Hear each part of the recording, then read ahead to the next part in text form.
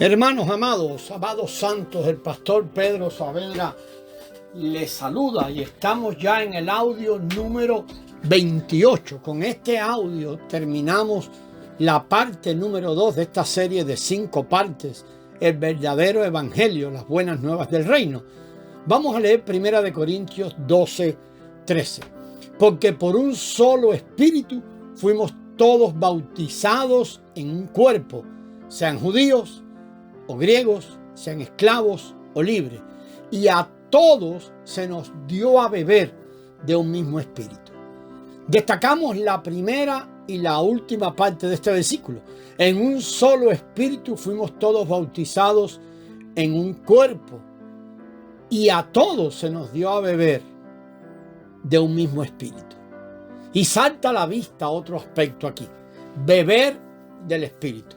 Ser bautizados en el Espíritu significa que nosotros hemos sido metidos, puestos dentro del Espíritu. Beber del Espíritu significa que el Espíritu es puesto dentro de nosotros. Estos son dos aspectos distintos. Por un lado, tenemos que ser puestos en el Espíritu. Sin embargo, todavía es necesario que tomemos al Espíritu en nuestro interior, que bebamos del Espíritu diariamente y a toda hora.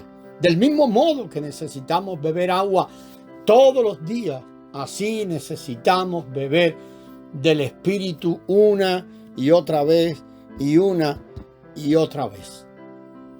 Que las iglesias lleguen a ser el reino de Dios no es un asunto que depende de doctrina, no es un asunto doctrinal, no es un asunto que depende del conocimiento, de la instrucción, no es un asunto que depende de los dones o los milagros, sino que depende por completo de la suministración, de que bebamos del Espíritu Santo.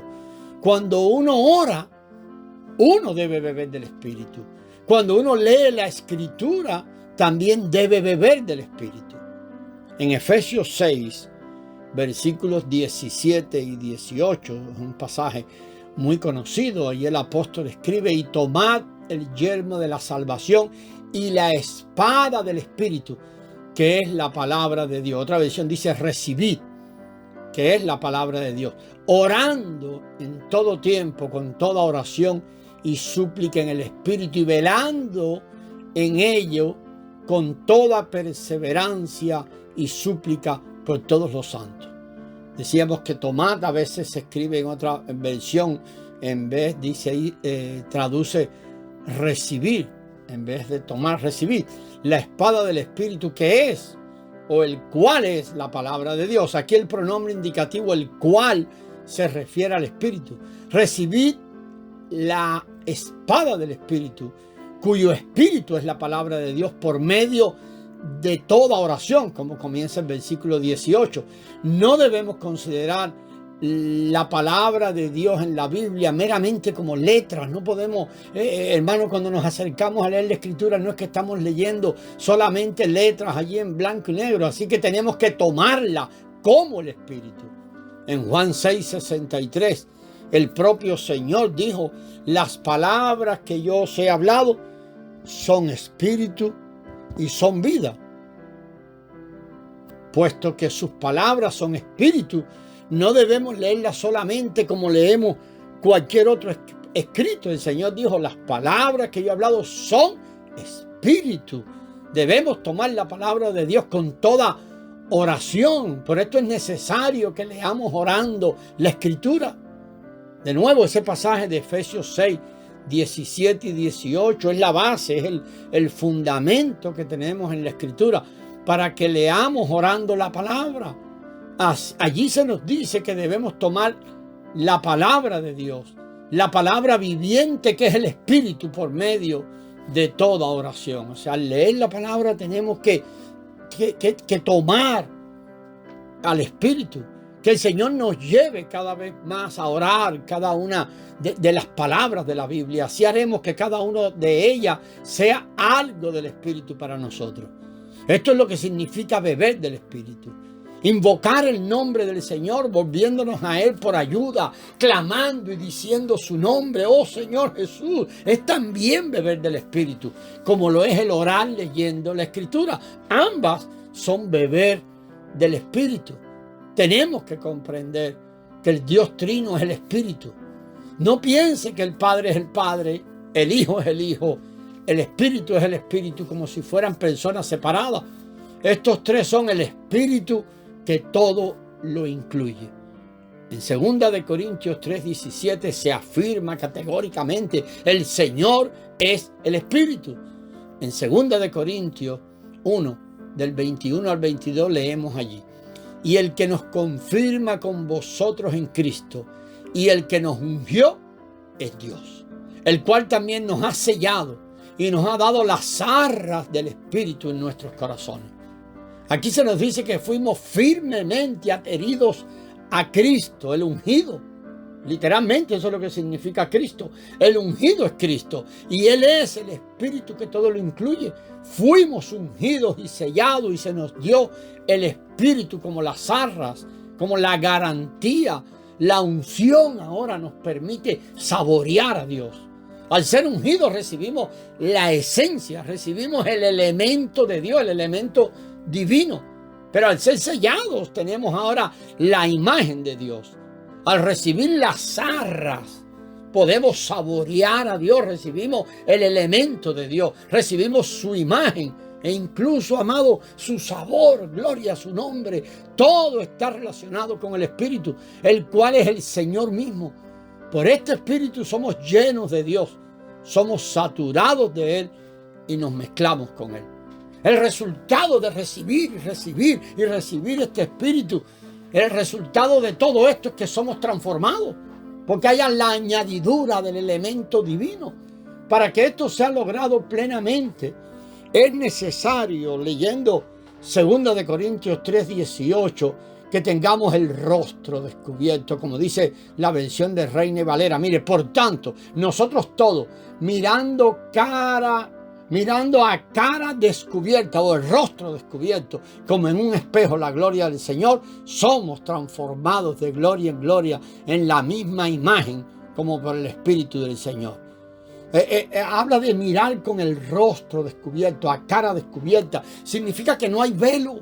Si uno lee en 2 de Corintios todo el capítulo 3, comprenderá que el velo mencionado allí se refiere a las escrituras tomadas como letras en blanco y negro. Muchos creyentes, hermanos, todavía están velados por la Biblia. Otros continúan siendo velados por experiencias carismáticas u otra clase de experiencia. Nos acercamos a la escritura con velos puestos. ¿Cuánto necesitamos, amados? Que el Señor en su misericordia nos quite los velos y nos permita tener un rostro descubierto, una cara descubierta, sin conceptos preconcebidos, sin ideas, sin preocupaciones, y nos acerquemos de esa manera a la Escritura para que así podamos beber el Espíritu. Necesitamos que los velos sean quitados para contemplarlo a Él como el Espíritu. Entonces seremos transformados a su imagen. Ahora llegamos al libro de Apocalipsis. Hemos visto la semilla en el libro de Mateo y su crecimiento en las epístolas. La cosecha del Espíritu en el libro de Apocalipsis es los 7 espíritus y el Espíritu 7 veces intensificado. Toda iglesia local necesita el Espíritu 7 veces intensificado para sustentar a las 7 estrellas.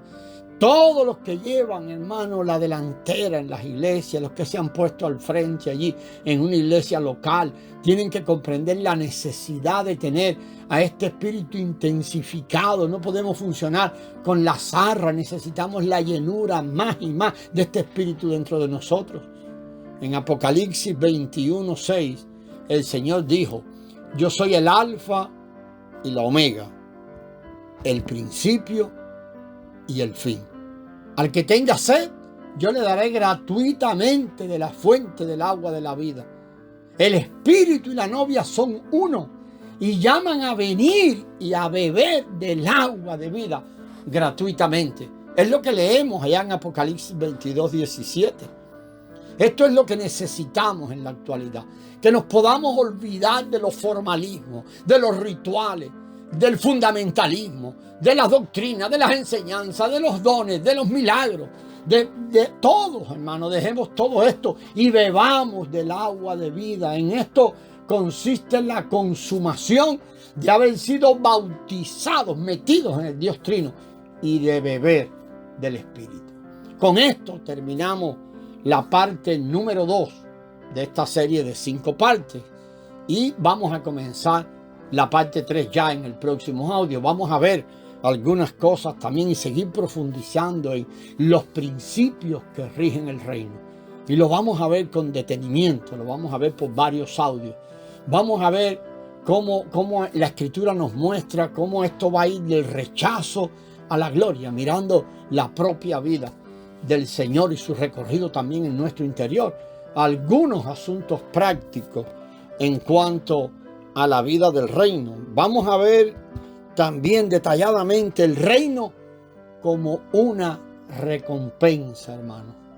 Y cómo ese deseo o la ambición de obtener una posición es contraria a la vida del reino.